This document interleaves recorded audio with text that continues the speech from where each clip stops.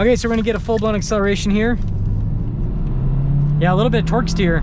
Hey everyone, it's Ben Hardy here, and in today's gonna be reviewing the all-new Hyundai Kona N-Line. Before we get into the video though, a huge shout out and thank you to the Kengarf Hyundai here in Southtown, Utah for giving me some time with this N-Line. I'm gonna include a link to their inventory in the description down below so you can check out what they have currently. If you have any questions or need any help, just ask for Ryan. And then on a side note, if you want to save time and money the next time you purchase a car, link to my car buying guide in the description down below. Let's get into it.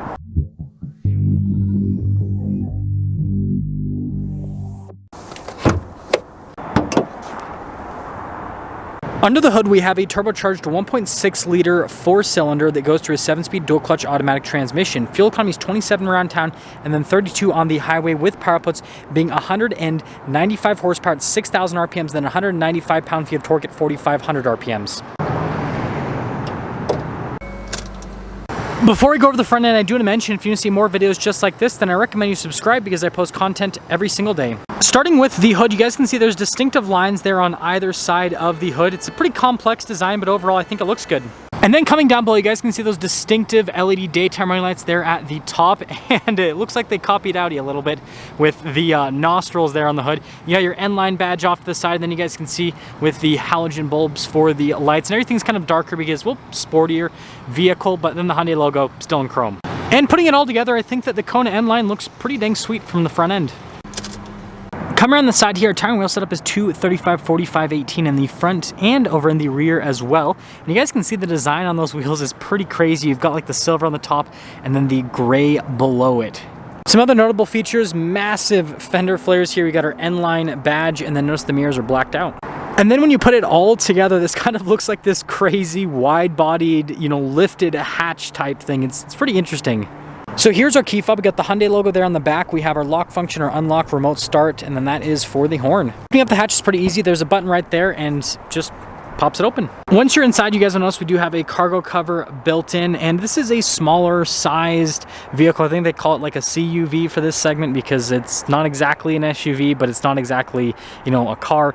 Anyways, it's pretty practical. And then underneath the loading floor situation, we do have a spare tire. When you're all done with the rear, you've got that nice handle to pop it down. The taillights here in the back of the Kona definitely look pretty unique. We have our 1.6T badge, and then you guys can see Kona there on the other side. And this is pretty interesting here with the lights. That's where the turn signal is actually integrated. This accent piece, definitely another interesting touch. And then you guys can see the double exhaust tips poking out the bottom here, and yeah, just a lot of interesting little design cues. And then you'll notice we do have those crossbars at the top, but when you put everything together on the rear, it looks pretty cool and sporty. Here's the door panel in the rear, and the thing that's surprising is there's not any padding down here, but we do have a little handle there. You got some storage space down below, and then your window control. Now this car just very recently arrived, so the wrapping hasn't been taken off quite yet, but you guys can kind of peek there into the wrapping with the cloth seats. You've got the red stitching there on these sides, which is pretty cool. Now being such a small vehicle, legroom here in the back is a little bit on the cramped side of things, but notice we do get a USB port. Headroom, however, is actually really good.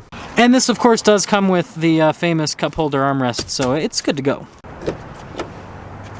Now going over the front door panel, same thing as the rear where it doesn't really have any padding, but we've got all of our window controls here, door lock and unlock, we got our mirror adjustments, the mirrors actually have blind spot monitoring, and again, decent storage space in the panel. Front seats are super similar to the back, and you guys can see the cool design there in the center, which I really like. And then there's a better look at the seat itself there on the bottom, then you got the stitching, and the seat is power adjustable. Pretty cool looking pedals down below, and then you guys can see we've got our stability control button there, hill descent control, steering wheel is manually adjustable.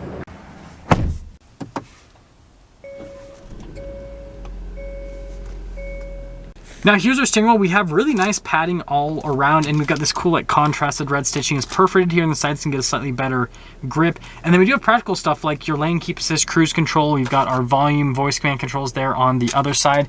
And then turn signal light stock, windshield wiper stock. So here is the center gauge cluster. It's a full digital gauge cluster. I can scroll through some different menus, see different bits of info on different systems with the vehicle. But the fun thing with Hyundai is always the drive modes, so fully changes with the different drive modes. Sport, obviously self-explanatory. Smart is kind of like your good fuel economy drive mode, and normal's normal. Who would have thought? So we do have a backup camera here with trajectory lines that turn with the steering wheel. Sorry about the glare, it's just the time of day it is. But, you know, pretty solid with the resolution and pretty good camera system. Now as for the rest of the infotainment system, first off, response time with the screen is actually really good, and it's got all the normal stuff you can find in a regular Hyundai infotainment screen. So you got like the radio, you have your quiet mode, which is kind of a unique feature, voice memo, and overall it's easy to use. And I'm glad that they've got some physical buttons here at the bottom for shortcuts, and we have a radio control for the volume and then for the tuner button. I do like this red trim here on the vents. I think that's pretty fun. And then you can see here with the material use on the dash, I think the texturing is pretty good with that. We've got some analog climate controls that are part of the single zone climate system. Charging area down below with some USBs and then a wireless phone charging pad. We've got our drive mode select right there. This is the shifter for that 7-speed dual clutch. We do have heated seats here, and then notice we have the center locker, so you can make it so the power distribution front to rear is more equal. And then you have your auto stop start function. Couple cup holders here. We've got a regular brake and center console. Pretty decent. That's got some nice padding on it. And then it's got a glove box. We've got a manual mirror dimmer here, and then you got the control here for the sunroof, and you can see the crossbar. So here's our window sticker for this Kona N-Line. 5-year, 60,000 mile on the new vehicle warranty, 10-year, 100,000 mile on the powertrain, and then you can see all the rest of the equipment that's standard. Base MSRP $29,200. Got a few options on this. Total MSRP $31,215, and see how it drives.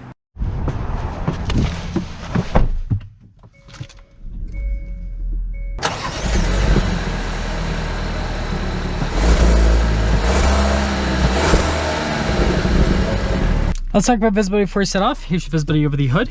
Both the mirrors do blind spot monitoring. And throughout the rest of the rear. And let's set off. Setting off here in the Kona N-Line. And first off, I am going to make a lot of comparisons to the N because I actually was able to drive one of those for the week. Hyundai sent that out just, I think it was like a few months ago, so it wasn't too long ago. But anyways, first thing I'm noticing is the steering feels so much different. Like this is a lot lighter compared to the full-on Kona N. And obviously having the all-wheel drive, that's another big difference. But the thing you got to know with Hyundai's all-wheel drive systems is generally they're front-wheel drive biased. So like it sends more power to the front unless you have that center locker put on, and then it'll be more even front to back.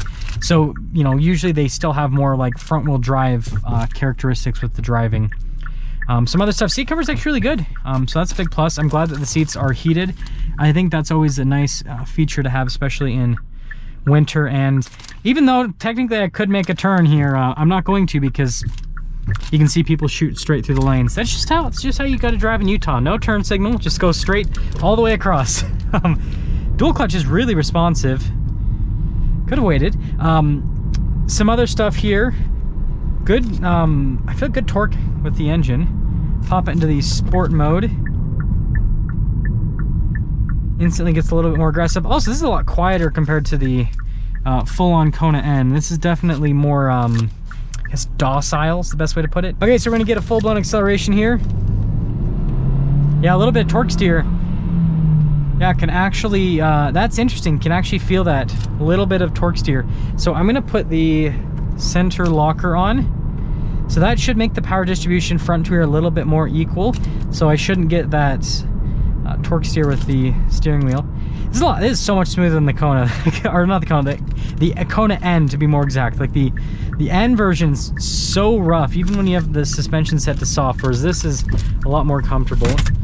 So let's see if it still felt it a little bit, but it was a lot less. It was definitely a lot less. So summing things up here with the Kona N-Line. First off, I think this thing looks really cool on the outside. I love the interior as well. I think that's really cool. It drives really well. So I guess the question is, like, do you just buy this or do you spend the extra money for the N-Line, or not the N-Line, this is the N-Line. The N, man, I'm getting my names mixed up. Here's the deal.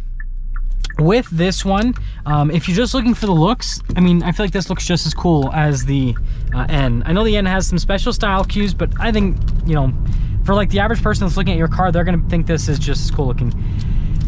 And then when it comes to the driving experience, both of them have the dual clutches. This one's not as like aggressive. Like, I feel like they've just like pulled back with this one. Like the engine's not as aggressive, the transmission's not as aggressive. So I guess if you want more of like a daily drivable car, but if you want a car that's definitely more of like a fun weekend type car, that's kind of what the N comes into. You can still daily drive the N. This is just more comfortable, and the all-wheel drive is more practical for all 4 seasons. So yeah, let me know which one you guys would pick. That's just something's up with our video on this Kona N-Line. Again, a huge shout out and thank you to the Ken Garf Hyundai here in Southtown, Utah for giving me some time with this N-Line. Check out the inventory in the description down below. As for Ryan, if you have any questions, I'll see you.